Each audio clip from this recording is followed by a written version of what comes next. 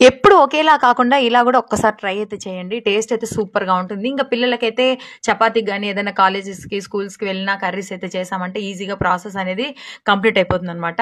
దానికోసం ముందుగా ఏంటంటే గుడ్లయితే నీట్‌గా కడిగేసి, ఉప్పేసి ఉడకబెట్టి అయితే పక్కన పెట్టేశాను.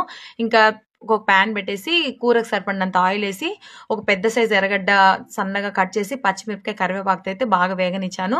అది కొంచెం వేగిన తర్వాత కొంచెం అల్లం పేస్టు పచ్చి వాసన పోయేంత వరకు ఫ్రై అయితే చేయాలి. తర్వాత తగినంత కారము, పసుపు, ఉప్పు, గరం మసాలా, కొంచెం మిరియాల పొడి వేసేసి కొన్ని వాటర్ అంటే ఒక అర గ్లాస్ మనకు గ్రేవీ ఎంత కావాలో చూసుకొని దాన్ని బట్టి కొంచెం నీళ్ళేసి ఆ మసాలా అంతా బాగా ఉడికేదాకా పెట్టేసి, ఉడకబెట్టిన గుడ్లను డైరెక్ట్‌గా అలాగే వేయకుండా పీసెస్‌గా కట్ చేసి అయితే వేశాను. ఇంకా ఫైనల్‌గా ఒక 2 నిమిషాలైతే మగ్గిన తర్వాత పైనుంచి కొత్తిమీర అయితే వేసేసి ఒక 2 నిమిషాలు ఆగి రైస్‌లో పెట్టేశానండి. చూస్తేనే అదిరిపోలా. ఖచ్చితంగా ట్రై అయితే చేయండి. నచ్చితే లైక్ చేయండి.